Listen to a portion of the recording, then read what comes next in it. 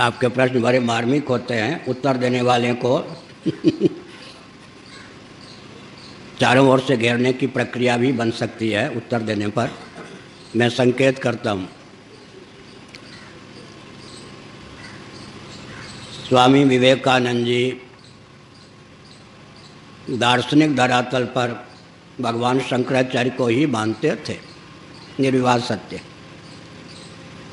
श्री रामकृष्ण जी के शिष्य होने के कारण देवी देवताओं के पूजन में भी आस्था रखते थे, लेकिन सनातन परंपरा से वर्णाश्रम व्यवस्था को नहीं मानते थे। यही उनमें एक चमत्कार था जिसके बल पर विदेशों ने और भारत ने उनको इतना ख्यापित किया। समझ गए? इसका अर्थ है कि मनवादी आचार्य संत पनप न पावें, अंग्रेज़ों की कूटनीति थी, इसलिए भगवान शंकराचार्य तक को स्वतंत्र भारत में उतना ख्यापित नहीं किया गया जितना कि अमुक अमुक को।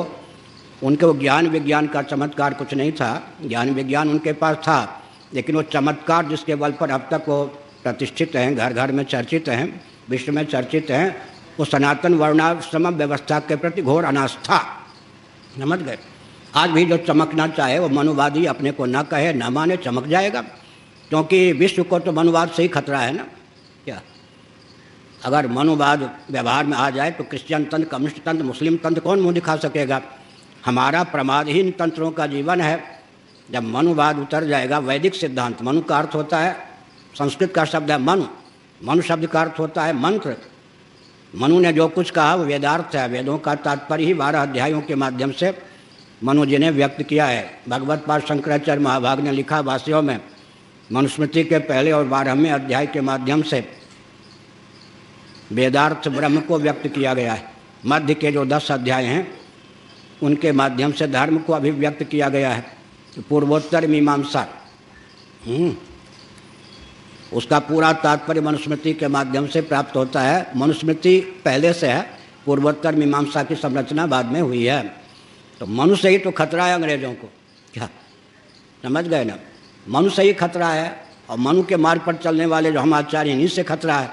इसलिए चमत्कार यही है और देश की दुर्दशा भी यही है।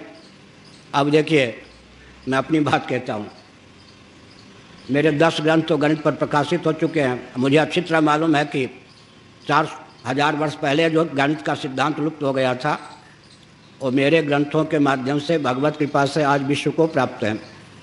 204 देश हैं विश्व में, उसमें 104 देशों में हिंदी में होने पर भी और संस्कृत में होने पर भी उन ग्रंथों की चर्चा है।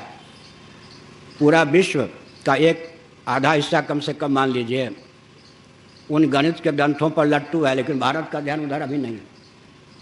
वहाँ से जब प्रमाण पत्र मिलता है तब भारत सोचता है यह भी कोई चीज़ है। इसलिए वहाँ से प्रमाण पत्र कब मिलता है, आपका ध्यान नहीं गया होगा। भारत में भी अर्थशास्त्र आदि के नाम पर नोबेल पुरस्कार किसको मिलता है? जो क्रिश्चियन बन चुका है। अर्थशास्त्र में मनमोहन सिंह जी के जो ग्रंथ हैं वो तो विश्व में चर्चित हैं, उनको क्यों नहीं नोबेल पुरस्कार मिला? वो घोषित क्रिश्चियन नहीं है। समझ गए ना संकेत? अच्छा, भारती कृष्ण जी महाराज ने जो विश्व को वैदिक मैथमेटिक्स दिया वो क्या नोबेल पुरस्कार प्राप्त करने योग्य नहीं थे? लेकिन संयुक्त राष्ट्र संघ ने गणित पर नोबेल पुरस्कार रखा ही नहीं है। अगर रखा जाता तो सबसे पहले भारती कृष्ण जी महाराज को प्राप्त होता। इसलिए ये पूरे विश्व में कूटनीति चल रही है। मनुवाद से ही खतरा है, क्योंकि सारी समस्या की जड़ मनु को न मानना है। मनवादी कहकर, अंगूर खट्टे हैं की कहावत, मनवादी कह करके भारत को डरा दो, कह दो संकीर्ण विचारधारा है। उन्नत विचारधारा के नाम पर भारत को रसातल में पहुंचाया जा रहा है। आप भी संस्कृत के पंडित हैं, PhD कर रहे हैं, आप भी मनु को गाली देना शुरू करें, विश्व में चर्चित होने लग जाएंगे। और कोई प्रश्न?